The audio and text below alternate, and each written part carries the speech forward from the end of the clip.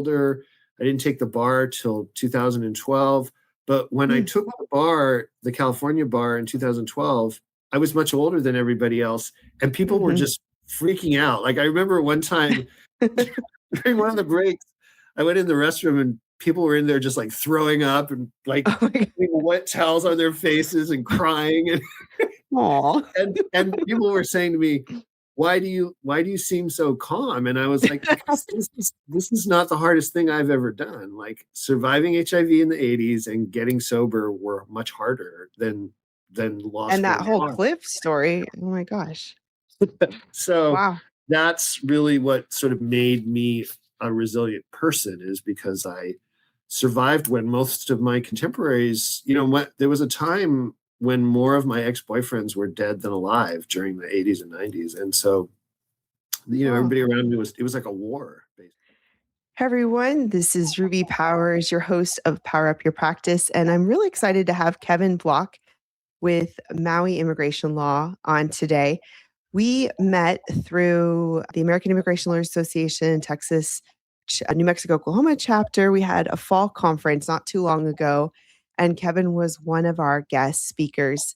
And the topic was about like resilience and personal resilience. And I just was very moved by his story. And I really he actually inspired me to create a resilience theme for some of our sessions and some of our episodes. And so, Kevin, welcome to the show. I'm excited to have you here. Thank you so much. Thank you for having me. It's great to see you again. We met in Cancun, so that's super cool. I made a bunch of really cool connections there that I've still kept up with. That was quite the conference. Oh, awesome. Yeah. And it's funny, like before we started, you're like, where are you again? And like, yeah, I'm in Houston. You're in Hawaii. Awesome. I love the name of your firm, Maui Immigration Law, LLC. That's awesome. Yeah. So you have a really moving story, and I wanted to do this resilience theme because I've been doing some presentations on this topic, and even the conference that we met at, we had a theme of wellness and law practice management. I think there's just a lot of change going on in the practice of law, in the world, in life, everything. And so, just learning how to manage and overcome change and the right perspective, attitude. So how did you get into law in the first place? What drove you to becoming a lawyer? Yeah, so thanks for that question, and thanks for the topic. Yeah, I agree. Like right now, I think you at the conference that the wellness track was less well attended, because I think as lawyers, I think when I was in law school, I sort of got this idea that I was supposed to like run it hard. I remember my first internship at a big law firm in San Francisco. There were these guys that were there at like 5 o'clock in the morning, and they were there till like 9 o'clock at night. And I'm like, I was just like a summer intern. I'm like, who are those guys? And they're like, oh, they want to become partners. They're like really diligently trying to show the senior partners that they're in it, and I'm like, God, I don't really want to live that kind of life. And then, with Trump won, and then COVID, and then on Maui, we had that fire.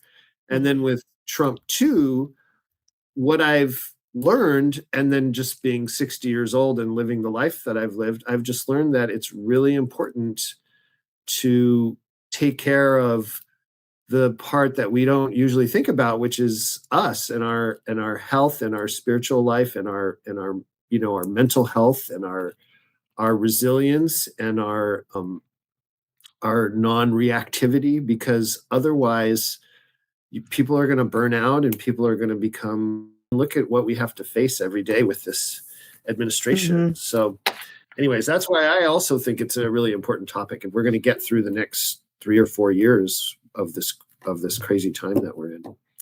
So yeah, the way my road to law school, I think the significant thing about why I wanted to become a lawyer is that 2 things. One thing is I drove off a cliff when I was 20 and ended up in the ocean, and got a felony drunk driving, and had to go to jail. And when I was in jail, I got beat up by a cop. What? Yeah. I missed So that part of the story. I don't know if you told us that. so Whoa. that's when I decided I wanted to become a lawyer. So my internships in law school were all prison law office, conditions of confinement. That I was really interested in judicial reform and Wow. decarceration because of what happened to me. And also when I was drunk when I drove off the cliff, so I became sober. So that was another thing Oh, that so I've had many years of sobriety. And then that was 1985, and at that wow. time I found out from being in the hospital that I was HIV positive. And this was back in the day when Oh, right. the doctor was like, don't make any plans for Christmas, basically. Like, you're gonna die. And so, I mean, I can laugh about it now, but I think that Yeah. I mean that I feel like that became my superpower because for many, many years I was resentful about it. I felt sorry for myself. I was angry about it. And Mm, then over the years, I I feel like it's the thing that made me who I am. It made me stronger. It mhm. made me really focus on what's important. Like if you spend your life, like I was 20 when I found out. So I spent my Wow. whole 20s and 30s thinking I wasn't going to live out the next year until they came up with the medications. And so that made me really sort of live my life like, all right, if this is really my last year, what do I want to focus on? What do I want to do? And I decided I wanted to help people. That's why I wanted to become a lawyer. Wow. So that's kind of, and it was a long road through law school. I didn't go to law school till I was much older. I didn't take the bar till 2012. But when I Mm, took the bar, the California bar in 2012, I was much older than everybody else, and people were mhm. just freaking out. Like I remember one time during one of the breaks, I went in the restroom and people were in there just like throwing up and like Oh my god. putting wet towels on their faces and crying. And Aw. and people were saying to me, why do you seem so calm? And I was like, because this is not the hardest thing I've ever done. Like surviving HIV in the 80s and getting sober were much harder than law And school that and whole bar. cliff story. Oh my gosh. So that's really what sort of made me a resilient person, is because I survived when most of my contemporaries, there was a time when more of my ex-boyfriends were dead than alive during the 80s and 90s. And so, Wow. everybody around me it was like a war, basically. And a lot of them perished that were my age groups. So that sort of really brought me to resilience. So that really has nothing to do with law or law Mm, practice, but it makes me the lawyer that I am today. And it helps me when I talk to our clients, immigrants. I have compassion and understanding that comes from having lived a difficult life. And I don't, I just think that that's all really important for all of us, not just for me. Like your story too, the difficult times that you've been through give you that little extra something when a mom is telling you how scared she is about being deported because of her kids. You can relate to that mhm. of your own experience, and that makes you try harder um and have a kind of like compassionate heart that our clients are looking for.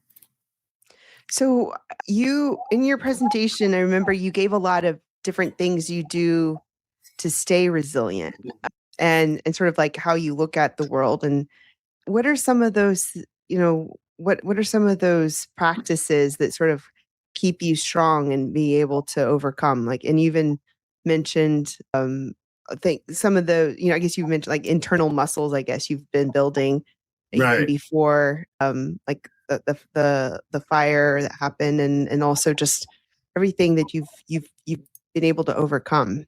right.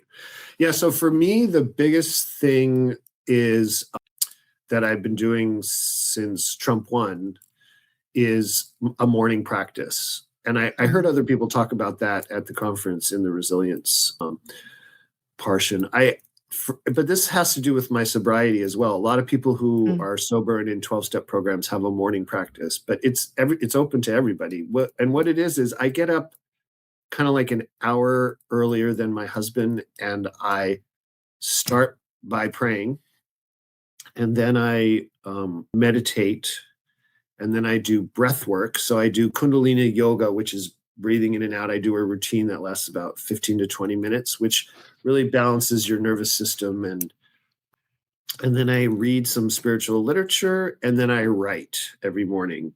That's how I end it. I write in my Kindle Scribe, maybe 3 or 4 pages. So it's pray, meditate, breath work, read, write. And it takes me about an hour to an hour and a half.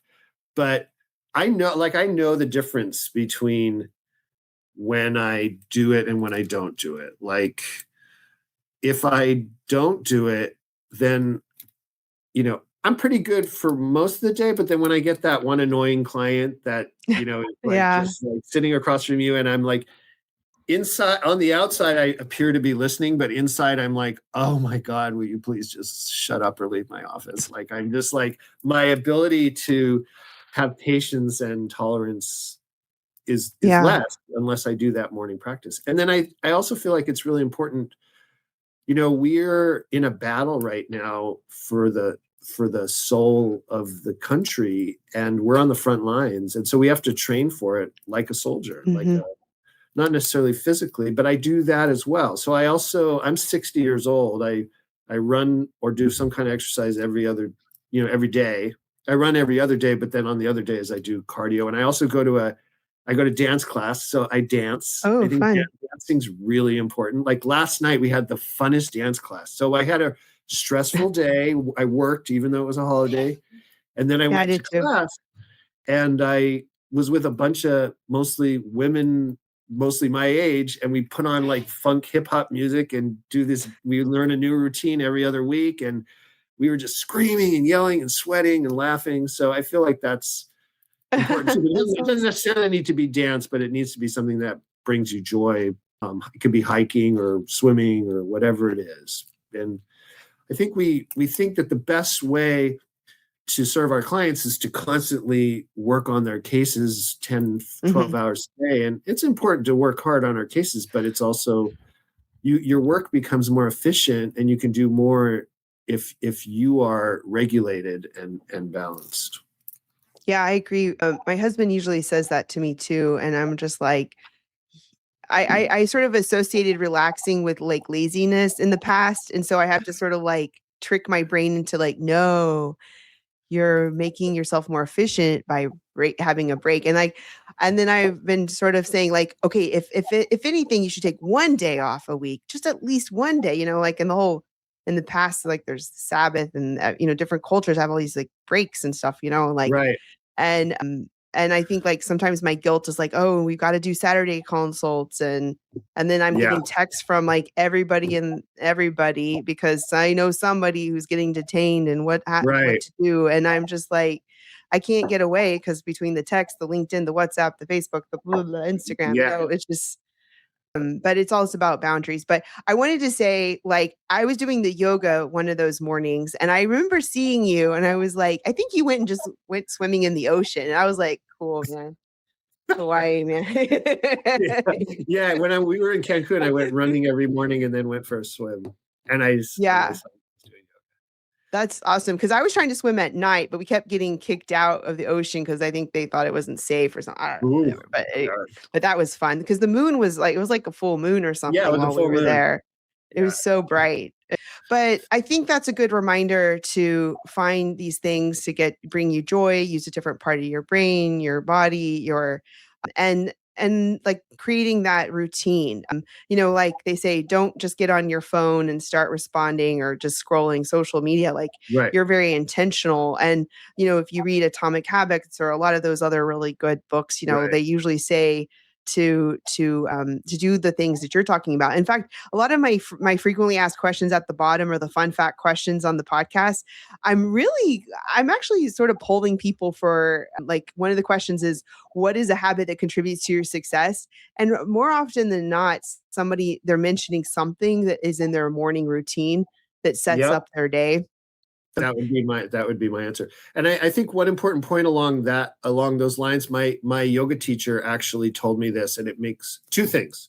The first is that consistency is more important than motivation. And I heard somebody say that at the conference. I think that's like the key. Like, I think that we wait till we like think, oh, well, today I don't really feel like doing it. I'm kind of tired, or I was up late last night, or I'm too busy. I have court this morning, so I need to just like prep. Mm-hmm. And so I'm going to skip my morning routine. And the thing is like to just not skip it. It's okay to do it in a less stellar, somewhat haphazard, maybe truncated form of itself, like 5 minutes instead of 20 minutes meditation, or a half an hour instead of an hour of the morning thing. But what I try to do is hit it every morning, even if I'm like, believe me, even after doing this for years, like I'm no spiritual guru. Like my issue, especially with meditation, is I have the mind of like a 5-year-old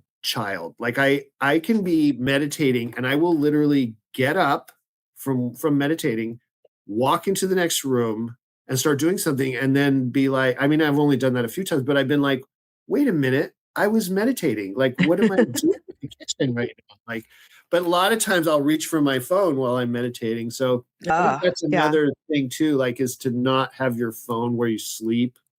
Just Mm-hmm. put it in another room and let it charge. And then I don't want to do this, but I've been told to do this by my yoga teacher, who's also my therapist, is to not look at my phone until after completing the morning routine, because it takes, looking at your phone even for a second takes you out of it. And the second thing that he told me, aside from consistency is more important than motivation, is that discomfort when we're doing these things, like when we're exercising or doing yoga, leads to ease. Whereas if we seek ease all the time, we end up feeling uncomfortable, because yoga was established a long time ago to stretch a person's body so that they were comfortable sitting in meditation for hours after they completed their yoga practice. So that's the point of it. Huh. So the point of a morning practice that includes some kind of stretching or movement and some kind of meditation is so that we can sit for the rest of the day comfortably, because we've made ourselves a little bit uncomfortable in the morning. That's interesting. And so I've been going to this, I won't name names, but I was going to this studio, let's say, for Pilates type of things for about 3 years. And I've realized I've been sort of like, I've sort of mastered it and I haven't been challenged. So my little 12-year-old is like, we should go to this place, Right. She probably learned about it from TikTok. I don't know. And I was thinking about dances. When you said dances, I was thinking about 12 and 13-year-old girls dancing, because I usually can see them in a group and it's so funny. But anyway, so I go there. She's like, Mom, you should join this place. And so we go to, like, there's like a 2-week package and we're unlimited something. And so we're in it right now. And I mean, I've gone 4 or 5 times to them and I'm like hurting. I'm sore. Like, she didn't know what the word oblique meant. I was like, yeah, they're definitely defining the word oblique at this place. But Yeah. So yeah. So it's just like that uncomfort. Yeah, exactly. Yeah. Because I sort of got a little bit in my comfort zone Yep. at my last place. And I'm just like, man, I should probably go to this new place because it's pushing me, but yeah, I think we want to avoid most general human nature is to avoid that uncomfortable. And like, even just when there's like trouble or an issue or, uncomfortableness in the situation, like in our practice, it's like, but then like we're becoming resilient by learning how to overcome and to serve our clients. And it's pushing us to be better, even though it's uncomfortable. Exactly. Yeah. There's a lot of the Kundalini yoga trains you to become comfortable being uncomfortable. So you start to not feel the urge to have to like move or run away or do anything, but just sit through it. And that can help you when you're in court and the judge is giving you, an oral decision, like as if he wasn't even present during the last couple hours, like completely different than what you get a motion to pre-termit for an asylum case, and you're like, God, it's just like it's uncomfortable and your body wants to flee uncomfortable situations. But if you train it to just kind of like to sit through it, then it really does help us right now in particular. Like, it's so important right now. I mean, hopefully we get to a time when we don't need all these things because people are acting normally, but we're not there right now. Right now, we need all these tools. And we got an episode about Reiki, and my Reiki instructor coming out soon, and I'm just really like leaning into all of these things. And I get what you're saying about like preparing as if you're a soldier, like you maybe in the self-care or in physically and mentally and social and all those different ways. And it's so true. Like if you don't have these practices, like you can show up to work as a boss, as a colleague, as an attorney, as whatever it is, and not be all there. And there's just so much being thrown at us from so many different angles. Yep. So I'm really bad at expressions, but I was looking it up, and I love that one. That smooth seas never made a skilled sailor. So I'm putting that one on my vision board this year, because I'm like, oh, hell yeah, that's sort of a theme here. This episode is sponsored by Candle AI, the legal email assistant that helps legal teams spend less time on client emails. You heard me right, spending less time on emails.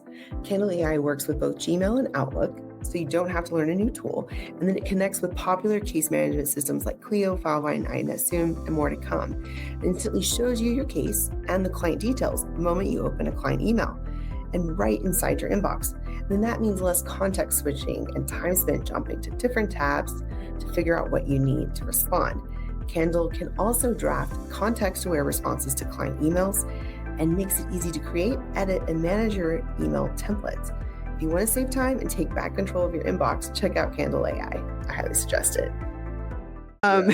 So when we were talking earlier, you mentioned that you're really involved in your community, and like tell us a little bit about like what you do in your community and sort of like how that's a part of your practice, and just sort of like your resilience practice as well. Okay, yeah, thanks for that question. So there's two things I would say. So one of them is I came up through the sort of public interest law school, and then I worked at Legal Aid, and I worked as the deputy director of a program that helped guys that were coming out of jail. And then I worked at the county of Maui, had an immigrant services division. And I did that for many years before I was a lawyer. And I learned all the nuts and bolts stuff of like how to do a adjustment of status application and stuff like that, because we did them for free for county residents. And that's how I got to be known in the community, because I worked for the county in that capacity. I did outreach all over the island, all over Maui County. But where right now, I serve on the board of the ACLU of Hawaii, and then I serve on the board of the Legal Clinic, which is a nonprofit that provides low and no cost help to immigrants. It's on Oahu, different island, but I serve on their board. And then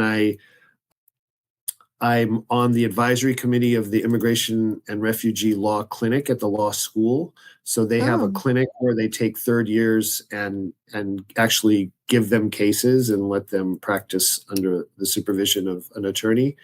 And they have a whole clinical practicum series of classes, because we're trying to like grow the immigration law bar here in Hawaii. So they come out and start practicing immigration law, hopefully. And then I'm also on the board of the Maui AIDS Foundation. And then I'm also the founder and a board member of a nonprofit here on Maui called Roots Reborn, which stood up after the fire. So the fire was a big event here in Lahaina that really sort of like rocketed my the union of my private practice with my community service, because I've lived on Maui since I was 16 years old. So it's my home. I wasn't born here, but I'll be buried here. And I really love this place. And the Lahaina fire was so intense. And I remember there was my house up country up in the mountains also almost burned down. We had 5 fires that day all over the island because there were hurricane force winds. And So the fire came right up to the edge of my house and burned all my neighbors' houses. But in Lahaina, it burned down the whole town to the ground, and 100 people died, and many of them were children because of the winds. The power was out that day, so they closed schools. So a lot of kids were at home, but their parents were at work, and some of them were sleeping, and there was no sirens, there was no police going door to door to tell people to move, and there was no phone notifications. The fire just came through the town without any warning. So a couple days after the fire, I'm also a consulting attorney for the Mexican consulate for their foreign affairs program. So they have a consulate in San Francisco that travels here to Hawaii every once in a while. They traveled here a couple days after the fire. We have a large Mexican population here on Maui, and many of them lost their documents in the fire. So 2 or 3 days after the fire, they had an outreach, and there was like 100 people in a meeting hall here close to my office. And I was there, and the consulate asked me to speak to everybody. And I remember there was lots of kids there, and everybody still smelled like smoke. That's what I remember. Like we, myself included, my clothes from my house, because it was so close to the fire, my clothes smelled like smoke. Everybody else smelled like smoke. People were crying. People still had smudgy faces because they hadn't been home in a couple of days. So it was a disaster. And I stood up in front of everybody, and I don't know why these words came out of my mouth, but I think it has something to do with my spiritual training. But I was like, I know people have lost green cards. I know they've lost documents. I'm going to help whoever needs help for free. I'm going to do it pro bono. So we made a posting on Instagram, and it went viral. And as that later on that night, I was like, oh, how am I going to do that? Like, wow, I should have thought that through a little bit more. Like, but I just knew that if I did the right thing, that I was going to be okay. And then, so I started doing that. I started helping as many people as I could for free. And then the Hawaii Justice Foundation, which is a organization here in Hawaii that manages the IOLTA accounts, they sent me an email and they said, hey, we heard about what you're doing. We want to give you money. And at the time, I was so stressed out and so salty that I was just like, I don't have time to write grants right now and stuff like that. And they're like, no, calm down. We just reply to this email and tell us a couple things and we'll send you money. And I was like, all right. Oh, so wow. they actually did. And they had me come speak at their annual meeting, and 2 years in a row, and they gave me these awards and stuff like that. So it actually, the moment of deciding that I was going to help people without thinking this might be a good career move, actually turned into the moment when my career, I've always been busy as a law practice, but now it's like, I don't do marketing. Like, I get calls from people that say, hey, we can help your SEO, or we can help you increase your marketing. And I'm like, I'm trying to decrease my marketing. Like, I don't need more calls or more clients. I need less. Yeah. And that's as a result of putting the needs of the community first. And then that is what sort of like the universe responds to that with, I know that sounds super hippy dippy, but that's actually what happened to me. I had a moment where I was like, I'm here to help people. That's why I became a lawyer. And then what happened was I actually started making more money than I ever had before. Wow, that's a really powerful story. And I mean, just like, did something overcome you to say that I'm going to do this for free? Like, or was it like just, you weren't thinking logically at the moment, right? You just sort of felt moved. I mean, I think I've had moments like that too, but I don't know if I'm speaking out loud or like. I don't know. As I remember it, I did the first DAC applications in 2012 for these young people that there's a whole cohort of young people that grew up in Hawaii but are from Mexico. And I've Oh, watched them grow up and become adults and have kids of their own. And I just love them. Like they're like my favorite people. And so when this part sometimes makes me cry, but when I saw them after the fire, I was just like, wow, these people that I love are suffering, and I have the ability to help them. And so that's kind of what motivated me at the time. But another thing, this kind of like, sorry, I'm talking without. it's fine. I'm enjoying it. So one other thing I'll say is, because it kind of like it dovetails into it, is those people, those young people that I've known since they were kids. After the fire, what happened was there were people that were missing, right? There was people we couldn't find. And there was also the need for translators and interpreters, right? So these kids, they're not kids anymore, but these young people that I know were reaching out to me, and I'm like, oh, FEMA's like is trying to figure out who's missing and where these people are. And they're trying to figure out translators. And they're like, say less. Like, we've already done that. Like, we already know where these people are. We've located them. We've reunited the families, and we're already on the ground in the neighborhoods translating for medical personnel and translating for FEMA. So these kids, like, because it's their community, so they're the ones that are going to fight for it. FEMA's can only do so much. Like, they were still coming in on planes and stuff when these guys were already doing it. So like capitalizing on that energy is how we formed the organization Roots Reborn. That's how it started.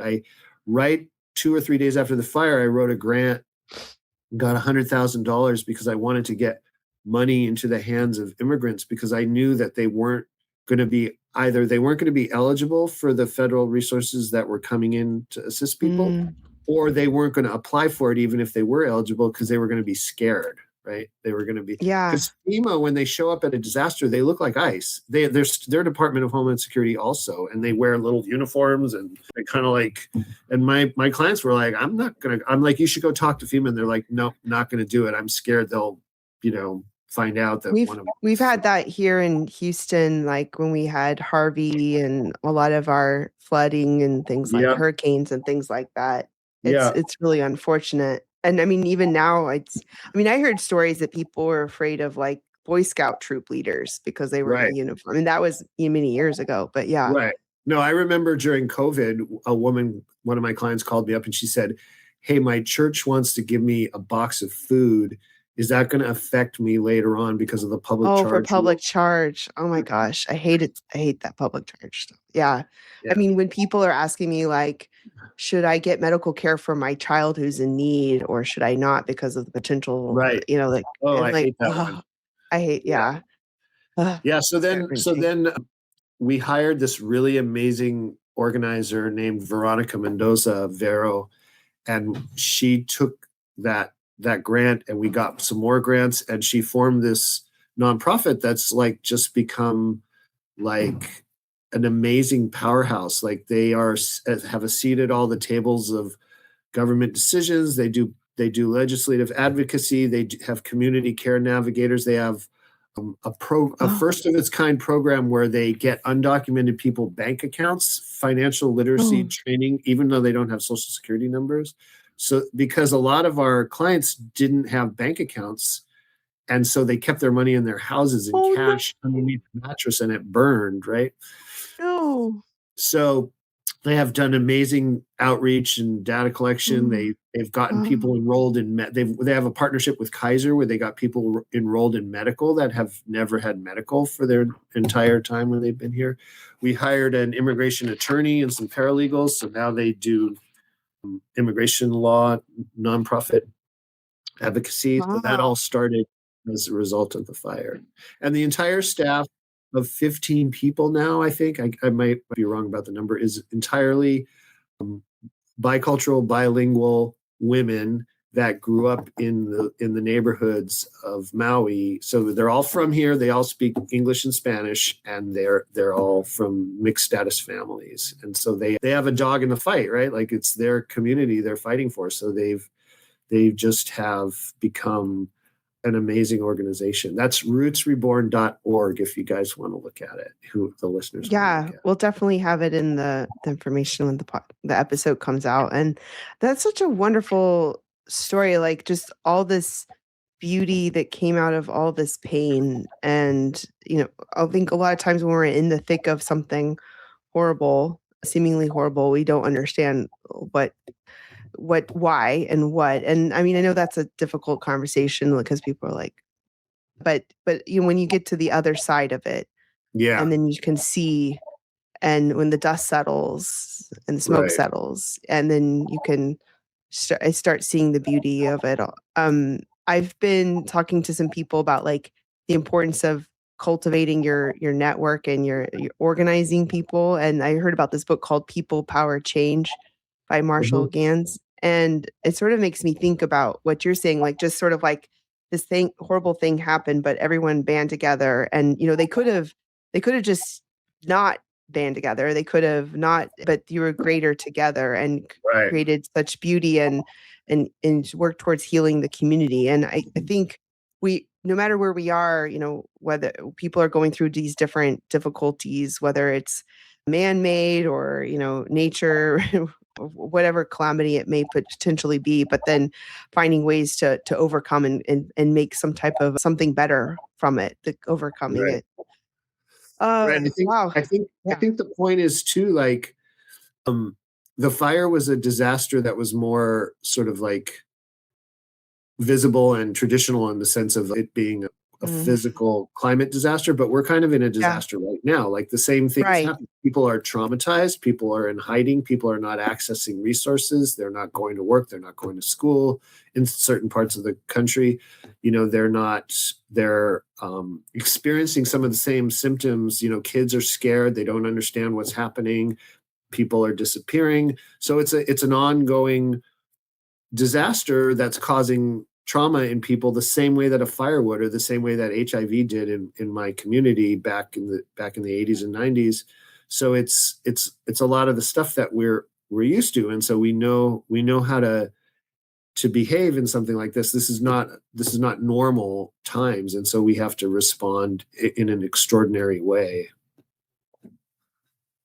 Wow, very powerful. I'm so glad to have had you on and to sort of kick off my resilience series, Kevin. Are you feeling overwhelmed by all the different things you have to do to run a law firm? Well, you're not alone. So many law firm owners are in the same boat. That's where Staffy steps in. More than 90 firms, just like yours, are leaning on their bilingual virtual staff for legal, administrative, marketing, and client-facing work, plus their full HR support. I currently have 11 team members with Staffy across my own firm and Power Strategy Group, and it's been a total game changer. Schedule a free initial consultation at staffy.cc, that's stafi.cc, and use the code RUBY, RUBY, for $500 off. So we have our fun fact questions as we start closing up. And what is your favorite board game? So my mom was an immigrant. She came from Germany, and she loved to tell everybody that would, and it was kind of true that she spoke English better than most Americans. But she and I and my sister used to play Scrabble. Scrabble. All right. I love Scrabble. I like the X on the triple word thing, and to just like put a 70 or 80 point word down and just watch the souls leave the bodies of the people I'm playing against. Oh, that's funny. Yeah, I think of my grandma when I think of Scrabble, but I love it. And we have a really good set. The one that like you can rotate around the table and wheels or something. I don't know. But I think what I'm gonna enforce in the family is that we can't just go to the usual suspects. We need to like diversify our games night and make sure we bring it out, because we've got 2 dictionaries ready for that game. We're ready. Okay. What would you, I think you've mentioned what your superpower is, but like you can answer it again. I'll say something in general about that. Okay. Just for the listeners, that the thing that you think is your biggest liability may in fact be your superpower. Like I Ooh. thought for a long time that having HIV was the worst possible thing that could happen. And I reached a point in my life, this may sound completely crazy, but if I could go back in time to the moment when I got it, I think I would still get it, because it has changed the way that I approach life. And so it has become my biggest superpower. So whatever painful or difficult situation a person had, it also defines who they are and becomes your superpower. Wow. That's something to really process. And I think we could all like reflect on what that would be in our lives, or there's a couple of things. What would you say is a habit that contributes to your success? I know you have your amazing morning routine. Yeah, I mean, I would have to say that's it, my morning routine. And then I think running for me, like not everybody can run, but I think that doing something that causes you to breathe in and out and have to pay attention to where you're at, kind of like movement really helps your body, because we're just like sitting in front of the computer all the time. But definitely the morning practice, I think, has helped us. And I was going to ask, what do you write about? The 3 pages, like what do you have, like a prompt or? So there's a book called The Artist's Way where she talks about morning pages. So you just write whatever. I mean, sometimes I write about some intentions that I want to set, or I write about what's going on, or I write about the dream that I had that night before. I do it in the morning. So I just, it's like a journal. But I think the act of writing can stop things from spinning around in your head, because if you're obsessively thinking about something, you write it down, it sort of like takes it out and puts it down somewhere.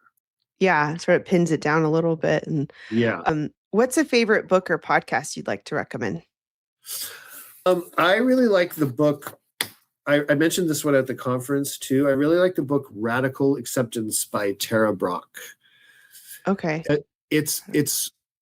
I've read a lot of books, and it's one of the few handful of books I would say in my life that actually changed my day, like how I feel during the day, every day. Like it is that, to me, it's that good.